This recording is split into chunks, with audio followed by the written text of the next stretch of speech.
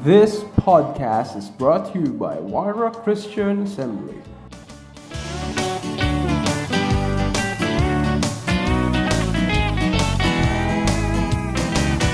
Pag hindi ka naging disciple, nami-miss mo yung isang oportunidad na pwedeng ibigay sa isang tao. Dahil pagdating mo ng panahon, ito po ang reality. Darating ang time na pag tayo po ay, pag dumating na po ang Panginoong Jesucristo, tayo po ay magiging kasama niya. Sabi ganon, if we suffer for Christ, we will reign with Christ. Di ba? Nakikita niyo po ba ako? Diba? Bakit ang yan? Gusto ko makikita ang kagandahan ng lalaki. Yan. Gusto ko diba? Dapat red para makita yung aking rosy cheeks. Okay. Kasi po mga kapatid, hindi ho madali ang discipleship. But one thing I know, wala akong nakitang taong naging disciple na nasayang buhay. Lahat po na naging disciple, they really experience the power of God in their lives. At yun po gusto natin. Totoo lang po, pag ikaw ay disciple, iba na pinag-uusapan mo. Di ba? Pag ikaw ay member lang, pinag-uusapan nyo, uy, kumusta nakita mo na yung crush mo? Uy, kumusta may boyfriend ka na, may girlfriend ka na? Uy, talaga? Ano na position mo? Uy, talaga, magkano na sweldo mo? Uy, so kumain ako sa sa Ayala. Nakita mo, puro picture nung sa Starbucks, di ba? Starbucks ako, di ba? Yun ang mga pinag-uusapan ng mga hindi disciple. Pero mga pinag-uusapan ng disciple, ilan na ang tao na saved dahil sa'yo? Ilan na na-disciple mo? Uy, na-conquer mo na ba ang university mo? Oo, malapit na, kalahati na ng aming university. Uy, rockers na. Uy, alam mo ba, ang Obong Ortigas, disciple na ng Panginoon. Yung mga pinag-uusapan ng disciple. Sino nito gusto gano'n ang pinag-uusapan? Taas ang kamay. Diba? Kaysa mga pinag-uusapan, uy, nakita mo yung picture ko, selfie.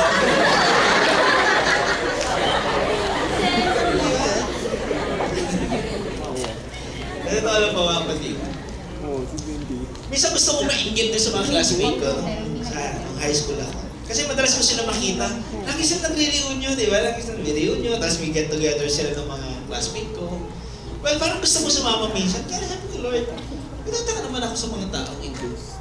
Ang dami niya ng time para mag-get together. Tapos, anong gagawin nila sa pag-get together? Kadalasan makita ko, nagiinuman sila, nagkakainan. Hindi naman ako masama, hindi ko sinasabi masama yun. But the point is, Lord, mabuti pa sila, hindi sila busy. Tama? Parang they have a lot of time para mamasyal, magkwentuhan, di ba? Magpakasaya. Kaya the question is this. Pagdating ba ng Panginoong Jesucristo, or pagdating mo, pagtanda mo, masasabi mo, Lord, my life, I have done something great with my life. Ang ganda ho na na-accomplish ko sa pamagitan ng buhay. Diba? So ito gusto mong tumanda. Alam mo kasi pag tumanda ka na, minsan nahirapan ka na kung lumakad, di ba?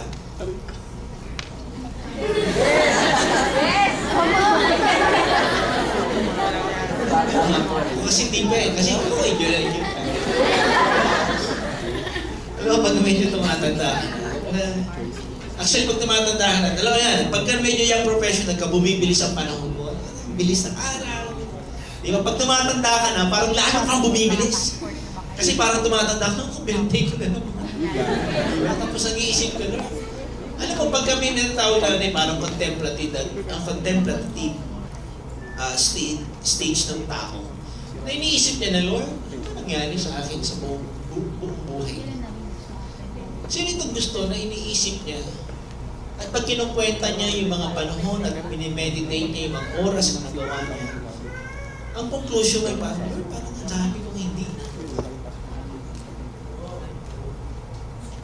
O sino rin yung gusto niyang, yung masasabi niya, wow, Lord, grabe. Anong klase? Lord, bilay mo, 60 years old lang ako. Ito na na-accomplish ko. Lord, ang daming disciple, mga white rockers, buong Pilipinas na bago dahil. O hindi na lang Pilipinas, huwag na lang Pilipinas, Lord. Buong nakilala ang YRAX, ang university namin. Dahil sa mga disciple ko, sino rito gusto ng gano'n? pag tumanda siya, Lord, alam mo yung tumanda ka na, dami mong bumibisita sa'yo, di ba? Dahil, Kuya, alam mo, napakabuti ng Panginoon dahil sa'yo, ginamit ka ng Diyos. Ako po ay nabago. Ang pamilya ko po ay nabago. Kung hindi po kayo doon, hindi ko po nakilala ikaw. Ako po, ang pamilya ko malamang sirang-sira ng pamilya ko. Gulo-gulo na ho kami. Ako po malamang ay, taong grasa na. Di ba? Pero dahil nung dumating ka, na-disciple mo ako, naturuan mo ako, di ba? Nabago. Hindi lang ako nabago, kundi buong pamilya ko nabago. At ang dami ko na-disciple. Diba, binibisita ka na, binibigyan ka na ng tungkol. Sino ito gustong ganata? Ayaw. O wala na yung tungkol, sige, binibisita ka na.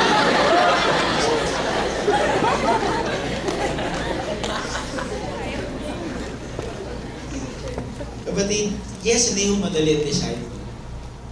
But ito ang pinakamagandang ito ang pinakamagandang, sabihin na natin, career sa buhay natin. Being a disciple.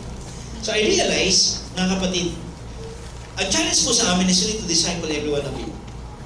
The goal for us is for you to be disciple. Kaya pasensya po kayo kung makulit po kami. Again, lagi ko sasabihin niya sa inyo, you need to be disciple. Okay? Because why? Disciples are born and made. Di ba? Disciples are born and made. Ipinanganak po ang disciple at ginagawa rin po yan. Di ba? Sabi nga nila, leaders are not born. It is made, sabi nila. But one thing I know, pag disciple ka, dapat ipinanganak ka rin, at the same time, dapat ginawa ka rin disciple.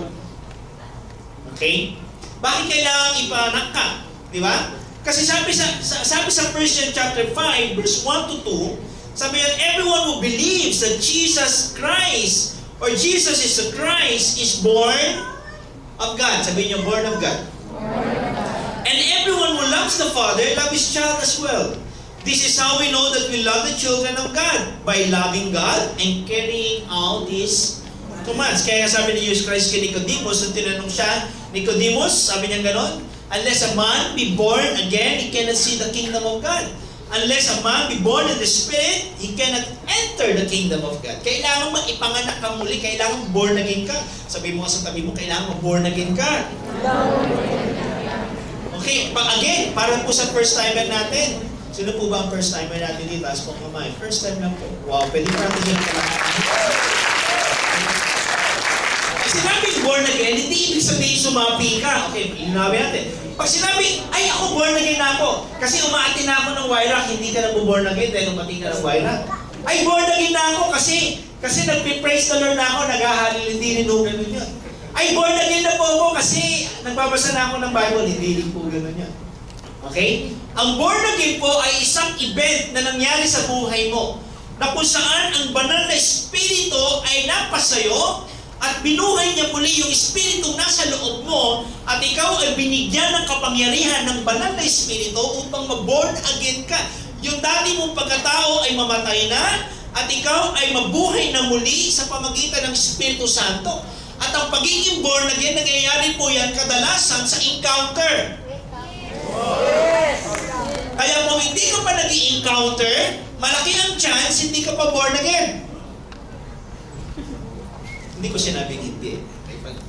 Okay? Pero malaki lang ang chance. Siguro mga 99.9. Hindi na makakapatid. Actually, kahit naman saan, pwede ka mabaptize sa Holy Spirit. Di ba? Kaya sa experience po namin mga kapatid, kailangan yan. Ini-schedule po yan. Di ba? I mean, you need to schedule yourself, Lord, gusto ko na po. I am ready na. I want to be baptized with the Holy Spirit. I want to encounter you. I want to be filled with the Holy Spirit so that my spirit will be born again. Amen? Yeah. Kaya kung hanggang ngayon, hindi ka pa nag-encounter, naku po, hindi ka pa nabuborn again. Yes, maybe you have received Jesus Christ in your life, pero hindi pa kung ibig sabihin ni-receive mo si Jesus Christ, ay nabuhay na ang Espiritu nasa iyo at binigyan ka ng kapangyarihan para mabuhay ka para kay Kristo ng may kapangyarihan. Nandiyan ba kayo? Kaya kailangan ma-encounter mo. Kaya dapat to may encounter, meron kang inaatinang o inatinang encounter. Sino pa hindi nag-encounter dito? Taas sa kamay. Huwag mo kayo mag-alala. Hindi kayo pagtatawanan. Taas po kamay. Pwede tayo tumawa, umiti lang tayo. Joke lang. Huli, no? Huli talaga. Okay. Pero mga kapatid, di ba? Kailangan mag-born again kayo. Kaya minsan, ang hirap i-disciple ng mga taong hindi pa born again. Alam mo, ang hirap i-disciple ng hindi pa born again. Ganyan mo ba kayo? Kasi pag hindi ka pa born again, ang isip mo luma pa rin eh. Nag-guess nyo? Pag hindi ka pa na-born again, ang hirap mong umiwas pa rin sa kasalanan, ang hirap mong turuan. Kasi ako, nung hindi pa ako born again, nung hindi pa ako nababaptize ng Holy Spirit, nagbabasa na ako ng Bible eh. Kaya ang problema ko, kahit ako nung basa ko ng Bible, hindi ko maintindihan. Naiintindihan ko yung words. Pero yung buong meaning, nung binabasa ko, hindi ko mag-gets. Try nyo bang manood na ng pelikula at naiintindihan nyo yung nangyayari sa pelikula pero hindi nyo alam bakit niya ginagawa yun? Yung parang gano'n din yung Bible eh. Kaya maaari naiintindihan mo yung words pero hindi mo naiintindihan yung buong meaning kasi wala pang spirit. Hindi ka pa nabuborn in spirit. Kaya minsan kahit yung mind mo, punong-puno pa rin ng lumang perspective. Lumang-lumang mga paniniwala. Kaya ang hirap pagbuhay kaya pag sinabi sa'yo, mahalin mo ang iyong kaaway, hindi mo maintindihan yun. Kaya pag sinabi sa'yo na alam mo kailangan mag-pray ka, ibig mo sabihin ko, yan, nagpipray naman ako. Lalo na pag kumakain. Diba? Kasi limitado ka pa eh. Kasi meron ka pang old mindset, meron ka pang old nature. At hanggang may old nature ka, hindi ang hirap mong turuan. Kaya sa totoo lang po, ang hirap mong i-disciple ng hindi pa nabuborn again. Kaya minsan questionable na lang talaga eh. Naku-question mo, Lord, ito ba taong dinidisciple ko? Born again na ba talaga? Ibig sabihin, talaga ba siya ay nabaptize na ng Holy Spirit? Nabago na ba talaga siya? Inwardly? Kasi kung hindi pa siya nabago inwardly, ang hirap ng turuan niya. Tuturuan mo mag-pray yan, alam mo, magkaroon ka ng habit. Kailangan mag-devotion ka every morning. Sasabihin siya, Kuya, ang hirap yata ang sinasabi. Mag-devotion every morning. Unang puyat ako. Lagi akong puyat. Bakit? Facebook. Diba? Tapos, pag umaga pa, wala akong ibang iniisip, kundi ang mali ko na, diba, kumain, mag-almusal, kasi papasok. Ang hirap turuan niya. Tama? Tama. Kaya kailangan born again ka. Natindihan niyo po ba?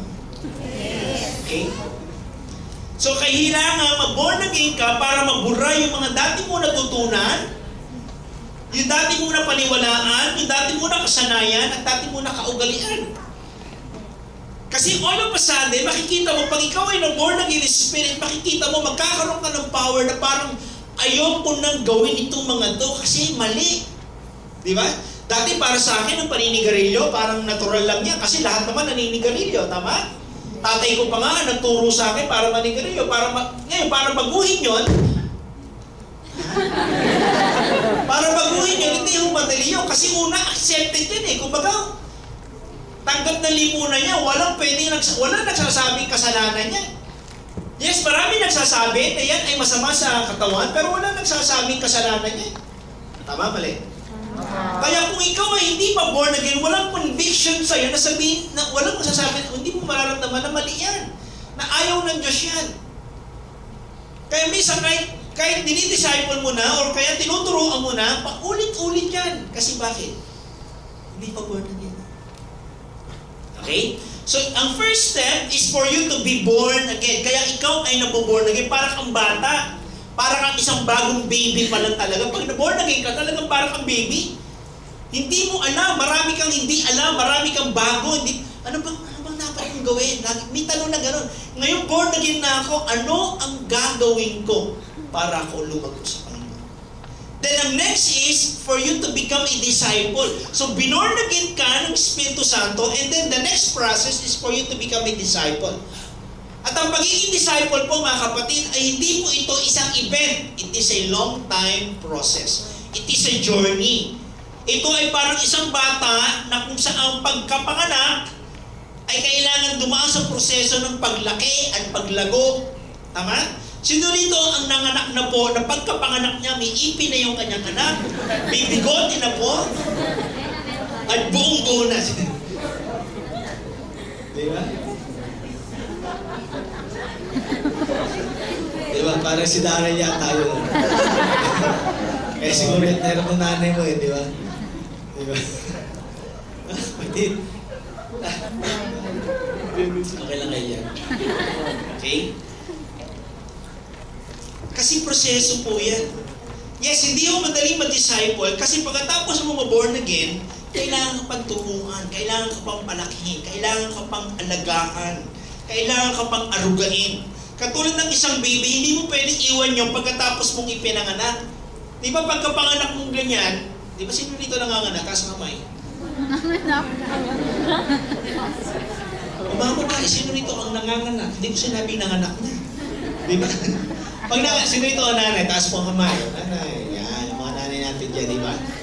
Pwede mo ba, na pagkalabas ng baby mo, wow, ang ganda ng baby ko. Bye-bye. O sige, balikan mo na ako pag malaki ka na, ha? Pwede ba yun? Hindi. Di ba, pagkapanganak niya, kailangan mo agad-agad, kailangan mong hugasan niya, kailangan putulin niya ang umbilical cord. Pagkatapos niya, kailangan, di ba, painumin agad ng gatas. At hindi pagkainom ng gatas, so anak, kaya nakainom ka na, pwede ka na magtrabaho, ha? Diba? Tapos iniwan mo sa lambisit ang ganyan, tapos binabutan mo, pagbalik mo, anak, ano ba? Hindi ka pa na, tumayo ka, lumatag ka pa ba? Pagka ganun inanay ka, delikado ha, yun.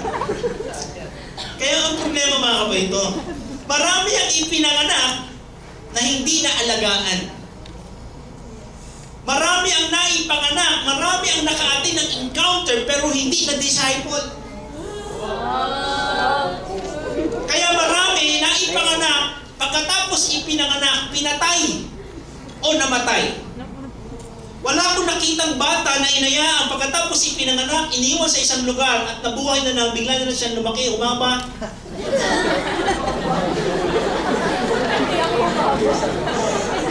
Kailangan alagaan ka. Kailangan alagaan ka, kailangan turuan ka. Nakakita ka na ba ng bata na pagkatapos mo inilagay sa isa, tapos pinainom mo ng gatas, pagkatapos nang binigyan mo ng libro, anak, pakibasa. Hindi ko mag-gets, diba? Pero sa totoo, maraming ganyan na tao. Tama? Nung ipinanganak, nung naka-encounter, ayaw magpaalaga. Kuya, ate, I have encountered that. And I know the Bible, and I think I can disciple myself. You don't need to teach me. Diba? Ako magtuturo. Kaya ang problema rin naman natin dati, nung bago po ang Waira, tayo pang hilig natin, pagkatapos mag-disciple, yung pinag-encounter natin, pag uwi ng encounter, sige, mag-cell group kayo lahat. Di ba nakakita na kayo, baby, nagsisell group ng tatandaan. Kaya ang dami nung namatay sa atin. Ito ang problema. Ang bata o ang baby pagkapanganak, hindi na alagaan, namamatay. O kaya, maaring ipinanganak mo o nagkaroon ng milagro, lumaki siya, kaya nang malamang sakitin. Kung hindi sakitin, problema ng lalilipunan. Tama? Sakit ng ulo ng magulang kasi hindi na aruga ng tama, hindi na turuan ng tamang pag-uugali. Kasi bakit ayaw magpa-disciple? Mabuti na lang mo, wala rito noon sa Waira. Kaya tayo nagpapa-disciple, tama?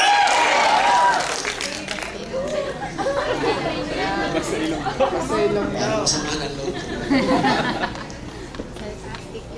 Kaya dapat katulad ng baby, naghahanap ka ng isang ina, ng isang tatay, na mag-aaruga, sino magtutulong sa akin, dapat ganun tayo. Diba? Ang problema, pagkapanganak, sino pwede kong maging girlfriend, maging boyfriend, diba? Hindi, naghahanap yung muna tatay at nanay na magtutulong sa'yo. Diba? Pagka-encounter pa lang, wala nang ibang ginawa, naliligaw na agad. Diba? Wala sa wiring niya, tama?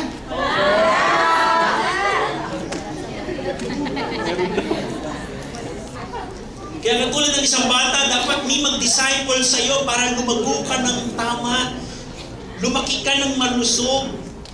marunong at tama ang iyong pag-uugali. Di ba? Pero katulad ng isang bata, dapat makuha mo yung isang attitude ng isang bata. Alam niyo mga kapatid, minsan kasi ang tigas ulang ulo natin, ayaw natin magpa-disciple. Well, nakita ko, ang church na hindi nagdi-disciple at hindi nagpapa-disciple, sila ho ang napakaraming problema. Marami hong reklamador, diba? Reclamites, Amalekites. Alam niyo po yan. Yan po yung mga kaaway ng Israel noong panahon, mga Reclamites, Amalekites, Complainites, ano pa? Diba? Mga Korepoids. Diba? Yun, mga Akumites, diba? Puro si ako. Diba? Ngayon, so, katulad ng isang bata, dapat, para ka palang wala, alam mo, wala ka palang alam. Pero yung isang bata, dapat katulad tayo ng isang bata na dinidisciple pa lang. May attitude tayo ng isang bata na dapat kunin kung gusto natin magpa-disciple. Kung gusto nating lumago ng isang matinong disciple, kailangan kunin natin yung attitude ng isang bata. Ano yung attitude ng isang bata? Number 1, is yung hungry for knowledge and wisdom. Tama ba yung hungry o hunger? Hungry, di ba? Tatanong lang po. Hungry for knowledge and wisdom. Kailangan, di ba? Katulad ng isang bata, talaga, kumbaga, gustong-gusto niya lang matuto. Okay?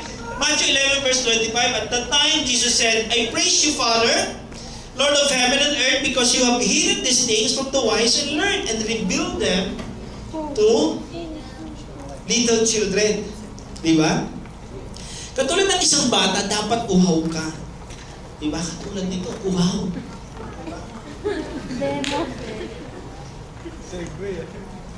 Magugulat ka sa bata ngayon. Di ba? Ang bata ngayon, 2 years old o 3 years old, 4 years old, bigyan mo ng iPad, iPhone, minsan kahit cellphone, maya-maya, alam na nilang laruin yun. Tama? At magugulat ka, iwanan mo lang ang bata sa TV, magugulat ka, English speaking na. Parang sinantat lang, di ba? Sinantat mo kasi kami ni Mrs. nag-atatrabaho si Mrs. Tapos nagpapastor. Madalas ang maiwas sa bahay ang anak ko. So iniiwan po namin talaga, TV lang po ang nag-aalaga. Lalabas na pagkain sa TV, gano'n. Pero nagugulat ako, kasi nung una, nagtataka ako, sabi ko, may speech problem yung anak ko, hindi nagsasalita. Pero ba't magto-3 years old, hindi pa nagsasalita. Tapos one time, kasi kinakausap namin Tagalog eh. Tapos may nanggit siya, may nagsalita, nagugulat ka, nagsalita, English. English na. Sabi ko na ako ng word. May ginawa ko, sabi ko, hindi nakakaintindi ng Tagalog. Pag kinausap ko ng English, sumagot.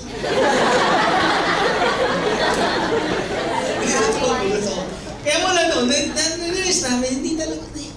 Tapos naiintindihan niya English. Sabi ko, problema to. Ang problema ba, British accent? Panchit Canton.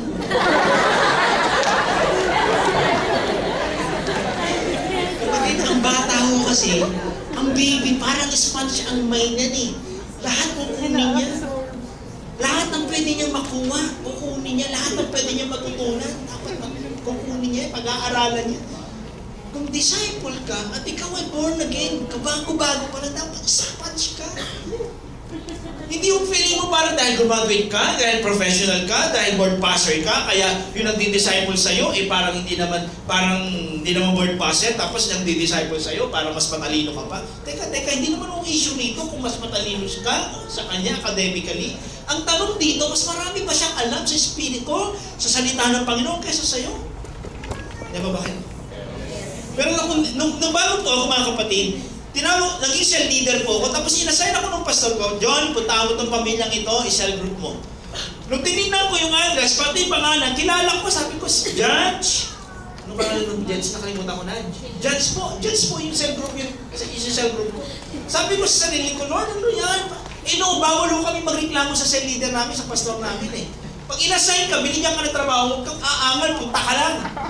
Pero mo, ilang taon ako noon, I was so cute then, I was only 17 years old. si cell group ko, judge, isang pamilya. Isang pamilya, tapos yung pinaka-lolo, judge po dito po ewan ko kung anong distrito po yun, taga saan man.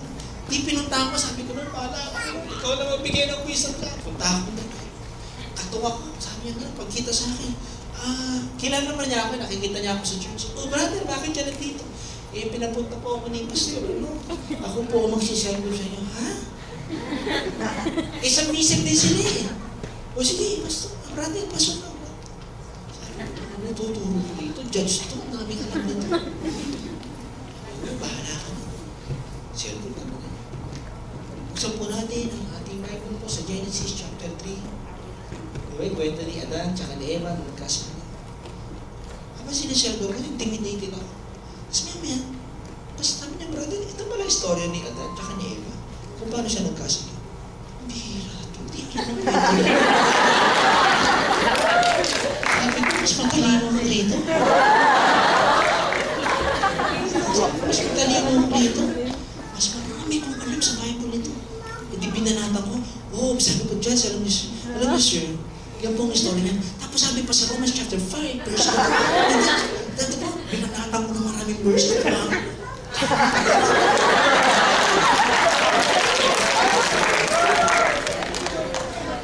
Kapatid, hindi yung issue dito kung may edad ka na, matanda ka na, o professional ka. O sabihin mo pang mas bata yung nagsisell group sa'yo, yung nagdi-disciples. Ang question, mas mature pa sa sa'yo. Tandaan nyo, ang maturity ho, hindi ho nasusukat sa edad. Amen. Sino mag-aakala na 40 anyos na ako?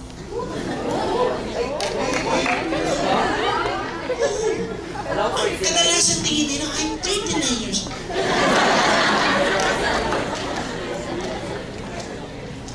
Dapat gutom ka. Dapat nakikinig ka. Di ba? Kahit sabihin ko pang parang mas matanda ka sa kanya, nakikinig ka, kuya. Kaya tuwa-tuwa po kami po mga cell leaders, pastor, pag ang member ho namin nagtatanong, yung lagi nagtatanong, kuya, ano ba pagkakaintindi mo? Kasi nabasa ko to, gustong-gusto po namin yun. Kasi yung feeling na parang, alam mo kuya, alam ko yan. Di ba? Minsan yun yung mga taong ayaw magpa-disciple, yung feeling niya matalino siya, magaling siya. Kapatid, pagka ganyan ang attitude mo, may problema. Nandiyan ba kayo? Next. Attitude 2. Number 2. Dapat humility. Marunong ka magpakumbaba. Di ba? Matthew chapter 18 verse 1 to 4. At the time, the disciple came to Jesus and asked, who is the greatest in the kingdom of heaven? He called a little child and had him stand among them and said, I tell you the truth, unless you change. Hanggat hindi ka nagbabago, gusto mo maging sikat, gusto mo maging great in the kingdom of God. Sabi ni Jesus, kumuha siya ng bata. Kumuha siya ng bata. Then inarap niya sa mga disciple nila, sa mga tao. And then sinabi niya, unless you change and become like little children, you will never enter the kingdom of heaven. Therefore, whoever humbles himself like this child is the greatest in the kingdom of heaven. Sino rito gustong maging magaling? Sino to ang gusto na makilala at maitala ang pangalan niya sa kaharian ng Panginoon dahil isa siya sa mga gumawa ng malalaking bagay sa kaharian ng Diyos. Sa kamay. Kapatid, be like little children. Ang isang batang hapon. Di ba? Hindi naman hapon, kuya, nahiya ako, ikaw na lang. Hindi ka naman humility. Ay kuya, hindi ko kaya. Hindi humility yun. Di ba? Humidity yun. Tama ba? Humidity pala. Humidity, parang, di ba? Actually, ang humility is hindi mo pinagmamalaki yung, hindi ka nag-a-assume na ikaw ay magaling. Yun ang humility. Hindi ka nag-a-assume na alam mo na lahat. Alam mo, dapat nga tayo, bilang mga disciple, hindi tayo tumatanda, dapat lagi tayong bata. Kasi pag sinabi mo, ay matanda na ako, alam mo, iho, papunta ka pa lang, pabalik ako. At tanong, bakit ka bumalik?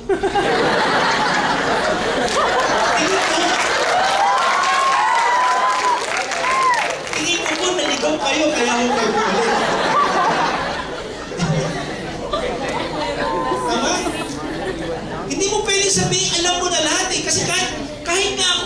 kapatid, I've been serving the Lord. I've been a pastor for 20 years. Hindi, 23 years na pala. Nagpastor ako 1990. So 23 years na akong pastor. Alam ko na po ba lahat? Hindi ho. I'm still a baby. Kasi bakit? Gusto ko pa matuto. Gusto ko pa makinig. Kaya naghahanap ako ng disciple, magmi-mentor sa akin. Kaya hanggang ngayon, nakikinig pa rin ako sa mga tao. Pwede ako matuto. Kahit sa inyo. Hello, nandiyan ba kayo? Yes. Kaya ang mga leaders ho natin dito sa church natin, mas matanda pa ako sa kanila. Halos lahat ho sila, mas bata sa akin. Pinakikinggan ko ba sila? Yes, kasi magagaling din sila. Kasi hindi porket matanda na ako, alam ko na ho lahat, hindi ho ganun ang disciple. Ang disciple ho, kailangan kong malaman ang lahat ng bagay. Kasi para siyang baby, lagi siya nag-aanap. Sige, turuan mo pa ako. Sige, turuan mo pa ako. Sige, ano pa dapat kong gawin? So dito, disciple class mo. Dapat meron kang humility. Di ba? Dapat dependent ka lagi. Ibig sabihin lagi kang, kaya gusto ko pag may nagchat sa akin, Kuya, question. Kuya, tanong, pwede ba?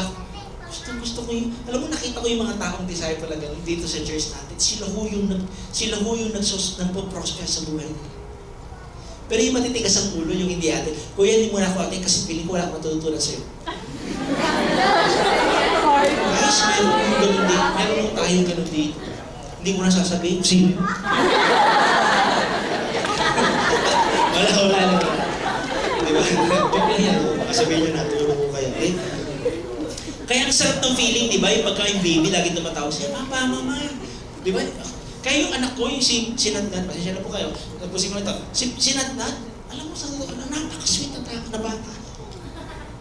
To the point, di ba, parang, minsan kinagamitan kami ng parang, alam mo yung si, Puss and Boots, yung kita ang talent ko gano'n. Ang galing niya. Mga kapatid, pag naging close ka kinantan, maniwala ka, ututukin ka na niyan. Maniwala ka. Ang galing mong makuto ng bata niya. Pero talagang, ako naman, kami naman ng magulang, talagang, minsan hindi ako makapagpigil ka. Gusto naman namin yun. Kasi bakit? Kasi yung attitude ay nahanap ng mga totoong, yung mga magulang, yung design. Okay? Lalo ka ikaw kung ganun ka, mga kapatid, maniwala ka. Hindi disciple ka ng mga tao. Okay? Next, pangatlo, dapat attitude 3, childlike heart. Dapat katulad ka ng isang bata. Ang puso mo katulad ng isang bata. Sabi niya, John chapter 6, verse 5 to 9, when Jesus looked up and saw a great crowd coming toward him and said to Philip, where shall we buy bread for these people to eat? He asked this only to test him, for he already had in mind what he was going to do.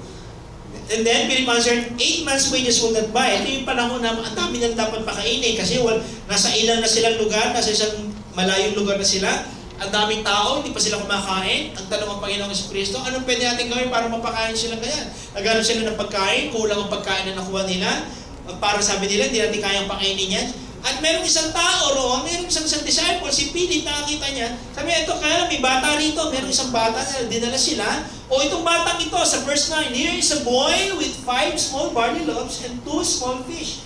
But how far will they go among so many? Anong ginawa po ng bata? Ibinigay ho ng kanyang tinapay, yung 5 isda at yung kanyang tinapay, ibinigay ho kay Jesus, binigay ng buo, at then pinag-pray ng Panginoong Jesucristo. Ano po nangyari? Nag-multiply ho yun. Napakain ho ang 5,000 tao. Actually, higit pa ho sa 5,000. Kasi bakit? May isang bata na nagbigay ng kanyang bata. Dapat katulad tayo ng bata. Di ba? Hindi madamot. Alam niyo, na-amaze ako sa isang. Ang bata ho, pagka ikaw ay kaibigan na niyan, at mahal ka ng bata na yan, napaka-generous nila. Napansin niyo yun? Pero pag hindi, siyempre pag hindi, talagang ako, okay na lang yan. Pero pagka love ka na niya, ako ibibigay sa inyo. Di ba? Yung anak ko, si Nata, ganun din ba? Di ba? Talagang bibigyan niya kami. Gusto niya kami lang ang bibigyan, halos ibigay pa rin ng buo. Di ba? Kasi bata yan, generous kasi ang bata. Itong batang ito, binigay niya lahat ng meron siya, at na nakakatuwa rito, willing siyang ibigay kasi mahal niya yung tao. If we are born again, kung tayo po ay isang bata, dapat willing tayo. Hindi lang tayo willing, dapat generous tayo. Hindi lang tayo generous, kundi nag-i-enjoy tayo na ibigay ang kailangan ng taong minamahal natin. Nandiyan ba kayo? Yes. Dapat generous in a heart tayo. Meron isang bata, alam niyo, meron akong isang bata na basa na kwento. Sabi ng bata, may dalawa magkapatid na lalaki. Yung panganay na lalaki ay kailangang salina ng dugo kasi na-aksidente ay kailangan sa salina ng dugo. At walang pwede magbigay ng dugo sa kapamilya niya maliban sa kanyang kapatid na bunso. Then kinausap yung bunso kapatid, and then pumayag yung bata, yung bunsong kapatid na magbigay ng dugo. And then, nung kinukuha na siya ng dugo, habang nakahiga po siya sa kama, at nakalagay na yung dextrose, at kinukuha na siya ng dugo, sabi niya sa mama niya, "Mama, when shall I die?" Nagulat yung nanay niya, bakit siya nagtanong? "Ma, when shall I die?" Bakit anak? Bakit nagtanong niya? Di ba pag nagbigay ako ng dugo, mamamatay ako? All the while, alam pala niya na pagka nagbigay siya ng dugo, mamamatay siya. Pero still, nagbigay pa rin siya. Kapatid, ang disciple, dapat parang ang bata. Willing ka mag-sacrifice. Hindi ba kayo? Willing kang magbigay. Hindi ka lang willing magbigay, pero ang faith mo, ang heart mo, di ba, parang napaka-pure, napakalinis, di ba? Napanood niyo yung isang video sa Facebook, di ba, merong isang bata, magkapatid silang ganyan, tapos nakatawid siya doon sa isang parang puwang sa bangketa, tapos yung bata, yung kapatid niya na babae na maliit, hindi makatawid kasi hindi kaya niya abutin yung puwang. Ang ginawa ng kanyang kapatid na lalaki, humiga, at doon sa puwang niyon, ginawa niya bridge yung kanyang katawan para makatawid yung kanyang kapatid na babae. Ang isang bata, marunong magsakripisyo. Kapatid, ang panawagan mo sa atin ng Diyos, maging katulad tayo ng isang bata. Totoo lang, ang pinakamahirap yung disciple yung matanda. Hindi ho sa edad. Pero yung tingin niya, matanda na siya. Ang hirap ng turuan niya. Pero yung tingin niya sa sarili niya, bata pa rin siya. Ang dali yung turuan niya. Hindi ko namin sinasabi kayong ginagawa namin kayong broken o mahina. Ang gusto lang mo namin, pag disciple ka, gusto lang mo ni Jesus, madali kang turuan. At ang puso mo malinis at willing magsakripisyo. Kapatid, pag ganyan mo ang disciple dito sa church, believe me, ang dami mo nating madi-disciple. I want you to realize, mga kapatid, disciples never claim they already mature. Wala akong disciple na dapat magkiklaim, they matured na ako. Sa tula, hindi mo pwede sabihin. And don't need someone to teach them. Hindi niya sasabihin, hindi ko kailangan na magtuturo sa akin. Children of God are so dependent, hungry for learners, willing to submit, obey, and give everything for Jesus. Children always ask, what do I need to learn more? Ano ba bang pwede ko matutunan? Teach, disciple. Try po ito. Kapatid, siguro sa oras na ito, kung dumating ka sa point na feeling mo parang, you know everything, guys, believe me, something is wrong with you. Nagiging mayabang na ako. Kung feeling mo parang I don't need umattend ng cell group kasi parang wala na akong natutunan. Well, most likely, lumayabang ka. Kahit sabihin mo pa na wala. Kasi parang mo sinabing, sabihin na natin yung sa leader mo hindi magaling. Pero hindi mo sabihin yung mga taong ka-cell group mo, wala akong matutunan sa mga. Hindi rin ito. Dumating ka ba sa point na feeling mo, Lord, ayoko nang pinagsasabihan ako yung sa leader. Ayoko nang nililibig ako, ayoko nang kinokorek ako. Pagka ganyan mo tayo, ayaw mo nang magpa-design mo. Nagiging mayabang na ako tayo. Guys, in this church, if we are truly disciple of Jesus, dapat humble tayo. Sige, kung may tuturo ka sa akin, Ito si leader ko. Lord, please, I want to learn more. Can you close our eyes? Come on, let's just come before you. Lord, sabihin lang natin sa kanya, Lord, patawarin mo akong yabang ko. Minsan sinasabi ko, Lord, hindi, atin lang ako ng Sunday, okay na yun. But Sunday is not enough. You need to be quiet at myself. Come on, pray, Lord. Forgive me ang yabang ko kasi umating nga ako ng cell group, hindi naman ako nakikinig kasi piling ko, alam ko na lang. Forgive me, Lord. Jesus. Lord, minsan din ako nagbabasa ng Bible kasi parang piling ko, Lord, alam ko na kasi nabasa ko na yun. Kapatid, huwag kang maging mayabang. Kasi ang salita mo ng Diyos ay buhay. Kahit basahin mo pa ng ilang beses yan, laging may bago. Most likely, kaya ka tinatamad magbasa ng Bible kasi feeling mo, alam mo na lahat. Sa totoo lang, hindi ka na nakikinig kay Jesus. Kasi nakikipag-usap si Jesus sa mamagitan ng kanyang salita.